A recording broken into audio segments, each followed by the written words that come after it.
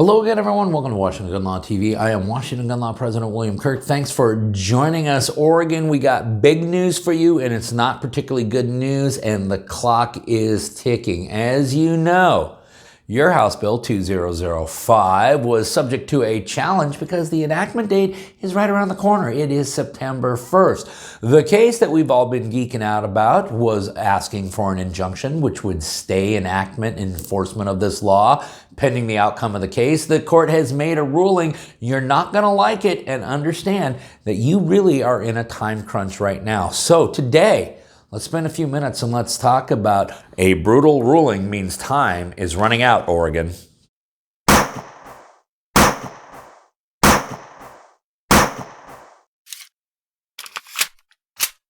Okay, the case we're talking about is Montgomery v. Rosenblum. We have talked about it before. This is a challenge to Oregon House Bill 2005 set to go into effect September 1st of this year. This is a bill that banned undetectable firearms, that is firearms that cannot be detected by common metal detectors and other x-rays. Untraceable firearms, which are firearms that do not have a serial number on it, and unfinished frames or receivers, or what we call 80% lowers, which are lower receivers or frames for firearms which do not have serial numbers on it.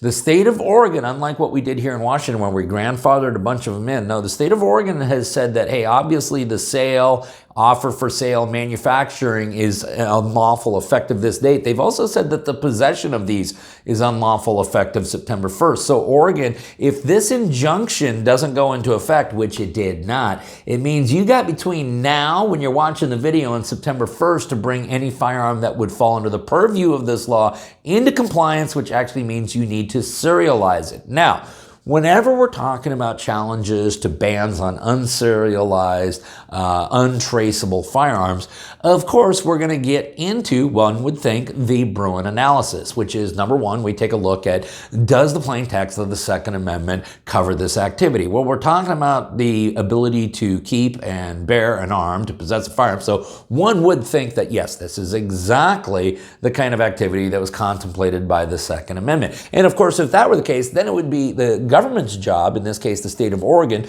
to come up with some type of historical analog to say that we as a society have always accepted these types of restrictions going all the way back to our founding era. Of course, the problem when it comes to homemade firearms is not only is our history rich with tradition of doing that, it wasn't banned. In fact, in many ways, it was actually accommodated and encouraged.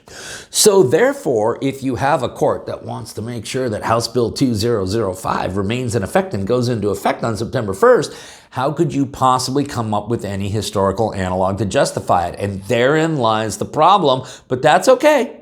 Because the United States District Court for the District of Oregon, well, they have a different solution. The solution simply is this. The Second Amendment is not even implicated. You see, untraceable, unserialized, and undetectable firearms, or 80% lowers, unfinished frames and receivers, whatever you want to call them, none of those are protected by the Second Amendment. Plaintiffs contend that the regulated conduct implicates the right to self-manufacture arms, and two, the right to keep and bear arms. Although the parties agree as to the applicability of this two-step inquiry, they disagree about the scope of the first inquiry. In defendants' view, the relevant question is whether the regulation affects bearable arms in common use by law-abiding citizens for lawful purposes. I did not know that was the test, but according to the state of Oregon, that's what it is. However, in the plaintiff's view, the only question is whether the regulation affects bearable arms, and subsequent questions about the common use are reserved for the second prong, which is actually true, but the court obviously did not agree. They argue that bearable arms looks only to the type of firearm at issue, for example, a handgun, rifle, etc., without regard for distinguishing features of the firearms. Well, yeah, that is exactly how it's supposed to work. The court also points out, in essence, plaintiffs would have this court reduce the first prong to the most basic of inquiries. Does the regulation affect a firearm? Yeah, that is exactly what the first inquiry is supposed to be. But of course, if that's the first inquiry, well, then we're going to have a hard time upholding this law, aren't we? Now, even though we all understand in common use to be kind of a numerical game, is the firearm in common use? Apparently, nobody else seems to have gotten the memo. What they actually have gotten is a bunch of other memos that apparently adds on to the common use test. And apparently here, the United States District Court in the District of Oregon knows way better than the United States Supreme Court when it comes to what they really meant in the Heller opinion. That is, if the only assessment was whether the regulation affected a barrelable arm, a short-barreled shotgun should have fallen under the scope of the Second Amendment protection because it was a shotgun. That the Heller court did not arrive at this conclusion demonstrates that the inquiry goes beyond mere classification and examines distinguishing features. And because that is their belief, the court then is able to reach this conclusion. Therefore, to assess whether plaintiff's conduct falls under the Second Amendment's protection, plaintiffs must demonstrate that unserialized firearms, undetectable firearms, and unserialized unfinished frames and receivers are bearable arms in common use by law-abiding citizens for lawful purposes. And then here is where the numbers game is played, because the court goes through page after page after page of law enforcement, Department of Justice, FBI reports talking about the huge escalation in the number of unserialized and untraceable firearms that are recovered at crime scenes. And I'm not doubting that data.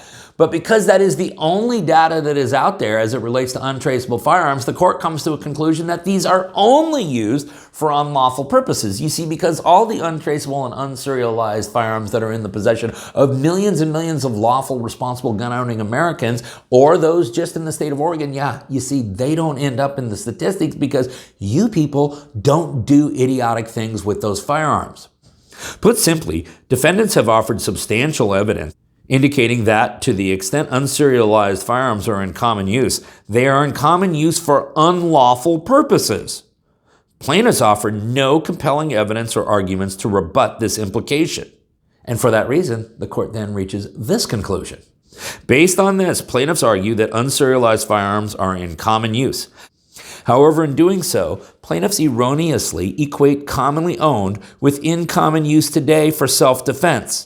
That is not the nature of this inquiry.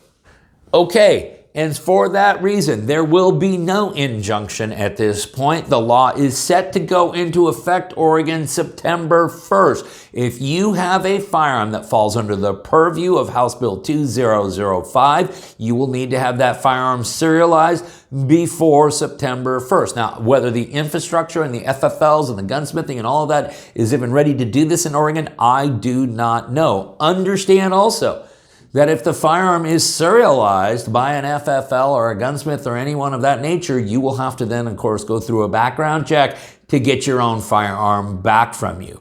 The case, once again, is Montgomery v. Rosenblum. We're going to go ahead and link up the order of the court down below so that you can geek out on it for yourself. Oregon, we're going to carefully watch this. We'll probably do another instructional video in the next couple of days, but once again, the deadline is September 1st. If you got any questions about this or anything else related to what's left of our Second Amendment rights, you guys should know how to get a hold of Washington gun law by now. If you don't, that's okay. That information is down there in the description box. Maybe you got an idea for a video we should be doing around here. If you do, click on that link right there and let us know. A lot of the good ideas we ever had here were not our ideas at all. Maybe you just want to be part of our monthly newsletter. If you do, all the information on how to subscribe is in the description box. And then finally, and most importantly, let's everyone remember that part of being the lawful and responsible gun owner, like we talk about all the time here, is to know what the law is in every situation, how it applies to you in any instance that you may find yourself. Until next time, thanks for watching and stay safe.